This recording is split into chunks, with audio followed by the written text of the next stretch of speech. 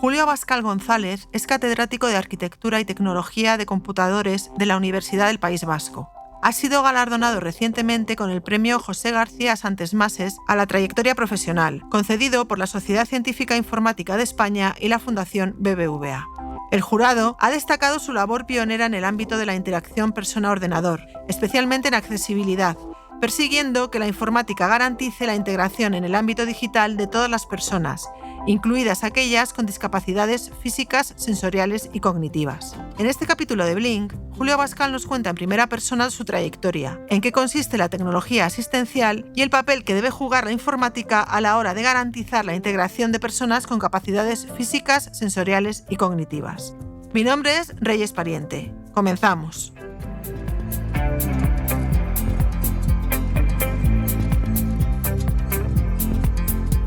Blink, los podcasts de BBVA.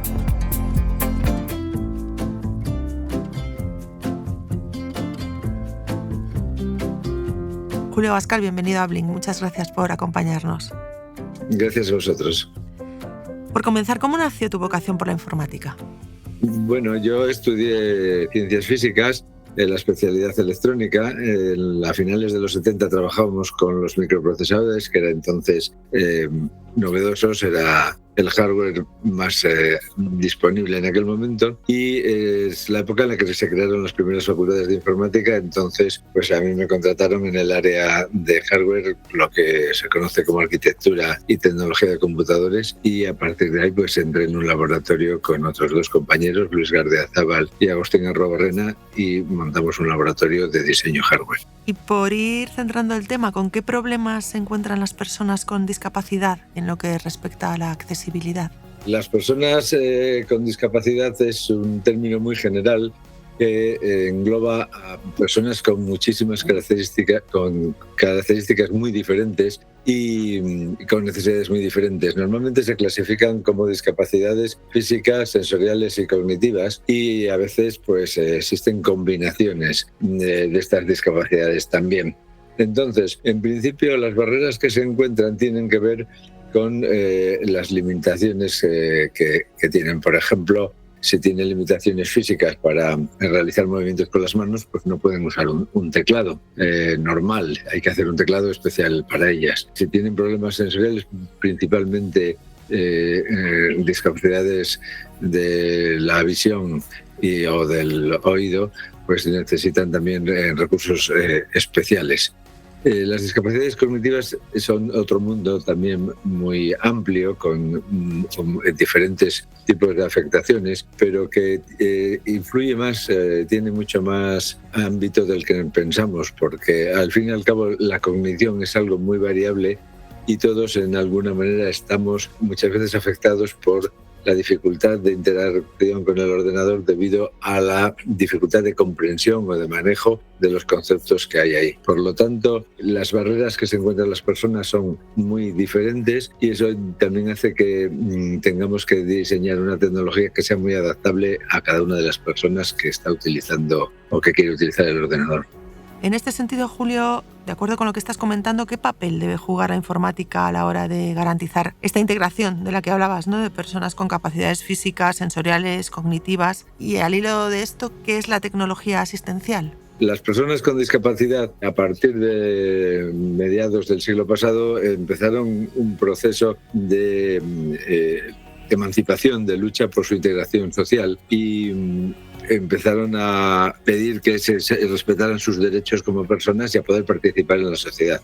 En muchos casos esto se visualizó como pues el derecho a que las sillas de ruedas pudieran entrar en todos los locales, en que existieran rampas para las aceras, etcétera, en que hubiera las señales adecuadas para que las personas ciegas pudieran manejarse y navegar sin peligro por el espacio. Pero además, a finales del siglo pasado empezó el boom de los ordenadores personales, y nos dimos cuenta, bueno, en muchos sitios se dieron cuenta de que el ordenador podría ser también una ayuda para las personas con discapacidad, porque les permitían hacer cosas que de otra manera no podrían hacerlo. Más adelante comentaremos algunos detalles, pero que al mismo tiempo los ordenadores presentaban barreras importantes. En ese aspecto, La tecnología asistencial es la tecnología que permite a las personas con discapacidad utilizar los recursos que utilizan el resto de las personas. Ujú. Es decir, si yo quiero utilizar un ordenador, directamente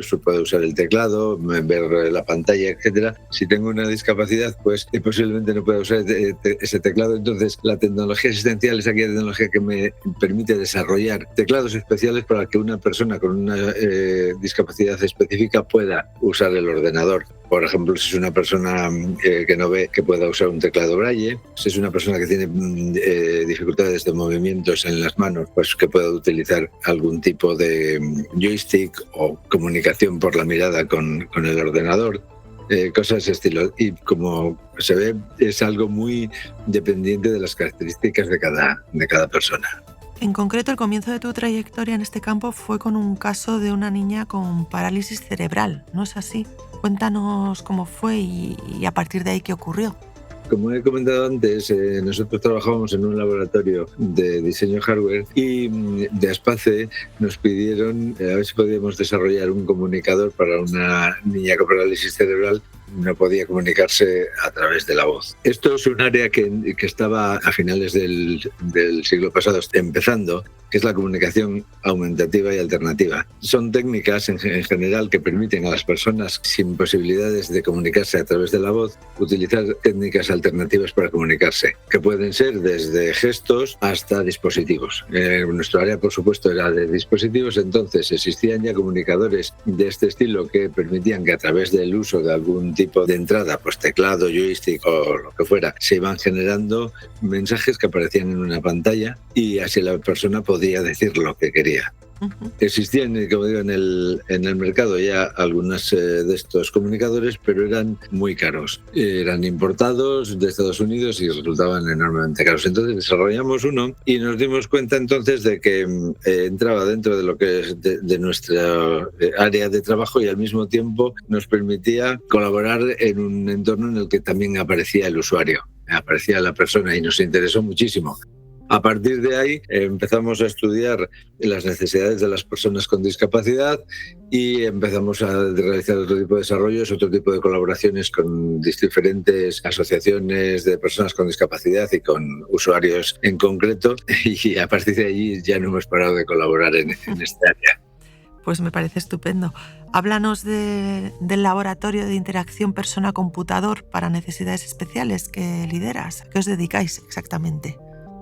Al principio nosotros desarrollábamos tecnología asistencial, es decir, tecnología específica para una persona para que pudiera usar un ordenador, que incluso al principio nosotros mismos desarrollábamos ese ordenador. Con la aparición de los ordenadores personales vimos que era bastante mejor dar acceso al ordenador comercial normal que desarrollar un ordenador para cada persona, que es muy caro y muy lento. Pero seguía haciendo falta la tecnología asistencial para que esa persona pudiera usar ese ordenador específico, ¿no? Entonces nos dimos cuenta de que la interacción con el ordenador tenía ya un área de reciente creación que era llamada en inglés Human Computer Interaction, en castellano llamamos interacción persona-ordenador o interacción persona-computador, y ese área ya había creado metodologías, teorías y aplicaciones que permitían estudiar la interacción. Nosotros tuvimos la suerte de estar ahí en el momento en que este área estaba floreciendo y participar en este desarrollo. Para ello creamos el Laboratorio de Interacción Persona-Computador y nuestro apellido para necesidades especiales tiene que ver con que las técnicas que nosotros íbamos desarrollando se aplicaban especialmente en el ámbito de las personas con discapacidad, uh-huh, en una visión muy amplia. Por lo tanto, no solo era para personas con discapacidad, sino para personas con necesidades especiales y personas mayores también. Uh-huh. Por eso pues quedó el título así. Y claro, en este laboratorio lo que hacíamos era aprender y generar nuevas metodologías en el área de la interacción persona-computador y al mismo tiempo aplicarlas en el área de ayudas a las personas con discapacidad. Y ahí pues nos vimos obligados a utilizar tecnologías que en principio no estaban dentro de nuestro contexto, pero que eran necesarias. Por ejemplo, robótica, tecnología web, cosas que en principio de las que no partíamos, pero que al final se requerían para lo que queríamos hacer. ¿Nos puedes dar algún ejemplo concreto de lo que habéis realizado? Empezamos haciendo comunicadores para personas que no podían comunicarse a través de la voz. Eran pequeños ordenadores portátiles que se manejaban con algún tipo de entrada especial, como pulsando un botón, y generaban entonces un texto que era lo que esa persona quería comunicar, que salía o escrito por la pantalla o hablado en voz. También nos interesamos mucho a través de la colaboración con la Universidad de Sevilla en sillas de ruedas inteligentes, que es hacer que la silla de ruedas tome una participación activa basándose en los robots móviles, de tal manera que la persona no necesita dirigirla continuamente. Se le dan unas órdenes y la silla de ruedas te lleva al sitio.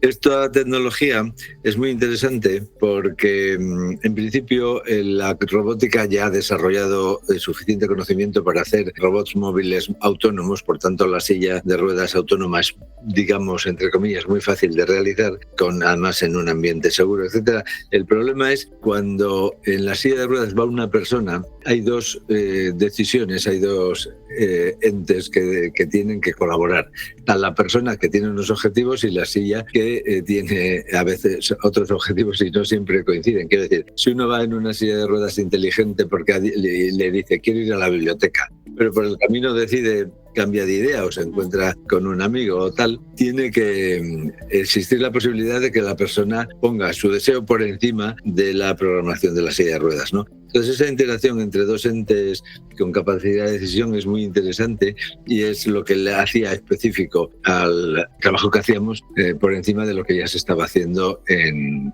robótica. Otra área en la que hemos estado trabajando también es en la computación emocional, que permite que los mensajes que se generan a través de los comunicadores no sean mensajes fríos, pura lectura de un texto, sino que transmitan algo de emoción cuando el usuario quiere transmitirla. Y una de las áreas que más tiempo nos ha llevado, a la que más tiempo hemos dedicado, es la tecnología web. Evidentemente, la web en este momento es una de las áreas que permiten a las personas con discapacidad mayor autonomía. Una persona con discapacidad puede, a través de la web, realizar trámites con la administración, puede recibir información, puede incluso trabajar o acceder al ocio. Entonces, el problema es que tiene que tener la web tiene que tener accesibilidad. Para esto, pues hay una institución, WAI, que es una de las partes del Consorcio Mundial de la Web, que durante varios años ha trabajado para generar pautas de accesibilidad a la web. De tal manera que si el diseñador de páginas web o de sitios web sigue esas pautas, la página web es accesible a todo tipo de personas que dispongan de la tecnología asistencial necesaria. Entonces, en este momento, digamos que el problema de accesibilidad a la web estaría solucionado si todo el mundo que diseña siguiera las pautas de accesibilidad. Sin embargo, hay dos problemas. Uno, que a pesar de que esas pautas son conocidas, no se aplican mayoritariamente. Diría yo que al revés, se aplican bastante minoritariamente.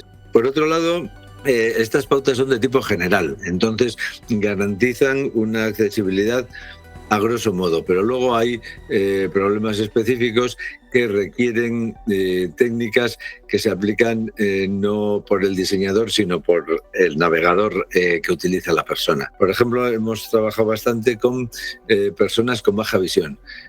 Hay mucha tecnología desarrollada para las personas ciegas, pero las personas con baja visión no pueden usar en general esa tecnología y entonces necesitan navegadores específicos para sus necesidades. En definitiva, hay un trabajo enorme que hacer todavía. Se han hecho muchas cosas, pero hay mucho trabajo que hacer para necesidades específicas. Julio, hay mucho prejuicio en lo que respecta a trabajar con personas con discapacidad. Háblanos un poco de esto, de su día a día. Los prejuicios vienen de que en realidad conocemos a muy pocas personas con discapacidad. A veces las vemos por la calle, pero no tenemos relación, no hay una interacción y entonces en muchos casos huimos, ¿no? Cuando una persona empieza a tener relaciones con una persona con discapacidad, se da cuenta de que es una persona normal y corriente, con sus limitaciones y en general, en nuestro caso, pues han participado en nuestros proyectos como usuarios, evaluadores de los resultados, y la colaboración siempre ha sido estupenda. Son personas, claro, muy interesadas en que la tecnología se desarrolle y conocen muy bien sus problemas, por lo tanto son buenos críticos de los resultados de las cosas que hacemos, y siempre además con muy buena voluntad, ¿no? Ujú. Lo que necesitamos para romper los prejuicios es tener relaciones normales con las personas con discapacidad, no tener miedo a meter la pata. Las personas con discapacidad están acostumbradas a que la gente en muchos casos les trate de una manera paternalista, si es que les tratan, ¿no? Bueno, eso es el mayor problema, tenemos que evitar ser paternalistas. Por lo demás, la relación tiene que ser natural. Y nos encontramos con que colaborar con personas con discapacidad es un mundo interesantísimo. Y sería recomendable para todas las personas que trabajan en el diseño de interfaces alguna vez haber trabajado en desarrollar sistemas de interacción o interfaces para personas con discapacidad, porque se aprende mucho de cuáles son las verdaderas necesidades de los usuarios. De hecho, en el área de interacción persona-computador para personas con discapacidad es un área floreciente, se está trabajando mucho, pero el mayor problema que tiene es que a veces los diseños se hacen sin contar con un estudio de las necesidades de los usuarios, son necesidades imaginadas. Entonces nos encontramos con que se hacen productos tecnológicamente magníficos, pero que luego los usuarios no los usan o no tienen interés en ellos porque no resuelven sus necesidades. Ujú. Esto solo se puede evitar si desde el primer momento se colabora con personas con discapacidad y se estudia la validez y la viabilidad de estos proyectos para sus necesidades. En este caso, los resultados sí que son interesantes. Antes comentabas que queda mucho trabajo por hacer. ¿A qué retos concretos se enfrenta la accesibilidad en la informática? En este momento yo creo que la visión general de accesibilidad a la web está bastante avanzada. Hay que ir profundizando en necesidades específicas de personas con discapacidades específicas. Hay mucho interés en la interacción directa cerebro-computador. Se ha gastado mucho dinero. Yo creo que en el futuro se pueden hacer cosas interesantes. Hasta ahora se han trabajado con métodos no invasivos, es decir, la información se conseguía con un casco puesto sobre la cabeza y con las señales que se podían detectar desde ese casco. Esto tiene un límite, no se consigue muchísima información, entonces están consiguiendo resultados muy buenos con métodos invasivos, sobre todo en Estados Unidos. Introducen sensores dentro del cerebro y ahí sí que hay una información que puede ser muy útil pues, para comunicarse. Pensemos en personas que están absolutamente inmovilizadas y que su única forma de comunicación podría ser generar órdenes a través de estos pensamientos, digamos, ¿no? Entonces, es un paso que hay que dar, pero el paso más que en informática tiene que ver con materiales que sean biocompatibles. Un gran problema en este momento es que los sensores que se introducen en el cerebro pues tienen una duración limitada y habría que estar reponiéndolos pues quizá cada año o algo así, y esto es muy problemático, pero en el futuro puede ser un área de interés. En el área de la robótica se está trabajando en exoesqueletos avanzadísimos, muy interesantes, y estamos viendo niños y personas mayores que tenían muy limitados movimientos o ningún movimiento porque tenían, por ejemplo, secciones medulares o cosas así, que pueden recuperar un movimiento, digamos, asistido, ¿no?, por el exoesqueleto. Julio, comentabas antes la posibilidad de que se llegue a una comunicación a través del pensamiento. ¿Crees que se podría llegar a desarrollar relaciones afectivas entre personas y máquinas? En concreto, estamos hablando de la computación afectiva, ¿no? Cuando he dicho comunicación a través del pensamiento, igual no era el término adecuado, porque en realidad, digamos, lo que se toman son señales del cerebro que se producen cuando uno realiza alguna actividad.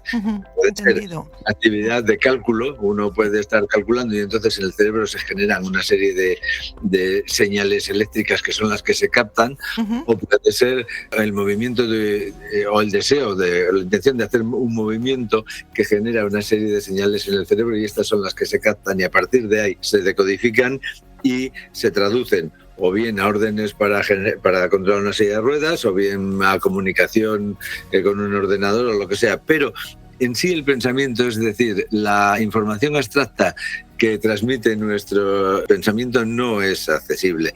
Y espero que no lo sea nunca, ojalá. Sí. Claro, sí. Pero Entendido.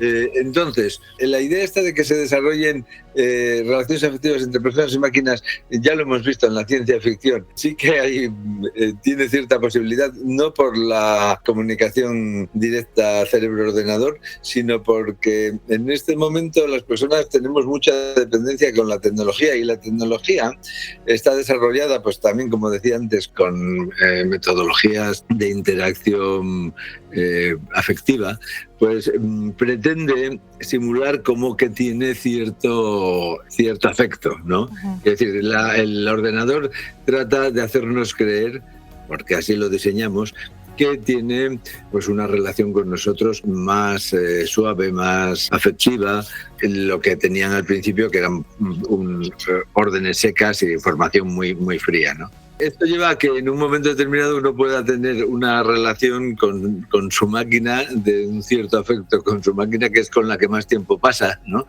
Con su teléfono o su sistema operativo, y es lo que se ha visto en algunas películas de ciencia ficción. Pero yo creo que ese es un problema más a solucionar desde la sociología y la psicología que desde la tecnología. Vamos terminando ya. ¿Cómo ves la situación de la investigación informática en España? Yo creo que, por un lado, es una investigación muy avanzada. La informática es también un área amplísima de conocimiento, y entonces pues existen avances enormes y grupos de investigación punteros en todas las áreas de la informática. Se están publicando artículos en revistas científicas y en congresos científicos de un nivel impresionante, pero también es cierto que cada vez hay más dificultades para conseguir contratos con investigadores jóvenes, realización de tesis doctorales, becas, etcétera. Este es un mal general en este momento, pero en el área de la informática, además, dado que las condiciones de las becas y de los contratos no son buenos, y que los informáticos, los estudiantes, cuando acaban los estudios de informática, tienen la posibilidad de acceder a puestos de trabajo bastante adecuados, buenos, entonces es difícil disponer de personas que investiguen. Y no nos engañemos, los investigadores, los que producen novedades, los que crean, son los investigadores jóvenes. Los mayores podemos dirigir, orientar, tener ideas generales, conseguir recursos, pero la verdadera investigación se realiza por las personas jóvenes y en muchos casos personas que están haciendo sus tesis doctorales. Si no cuidamos mucho este ámbito, y en este momento yo creo que es un ámbito bastante descuidado, nos encontraremos con que los grandes avances que se están haciendo en informática en este momento en España, pues se pueden ver limitados en un futuro no muy lejano. Uh-huh. Bueno, y terminamos ya. ¿Qué significa el premio para ti? Bueno, para mí evidentemente ha sido pues bueno, un honor. La verdad es que el hecho de que ya estando jubilado se reconozca la labor que he venido haciendo durante estos años, pues bueno, yo que pensaba que ya estaba, que se había olvidado todo esto, pues me ha sido de verdad impresionante.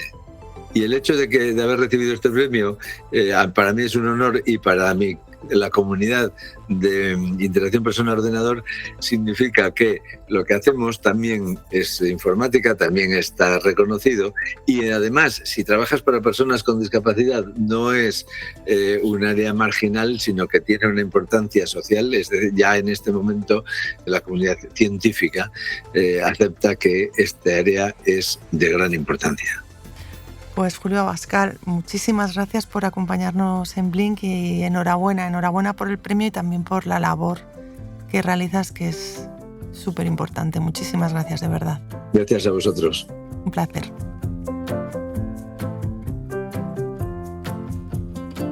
Lo dejamos aquí por hoy. Si te ha gustado este capítulo, te animamos a suscribirte y recomendar Blink en tu plataforma de podcast preferida, en redes sociales y, como no, a tus amigos.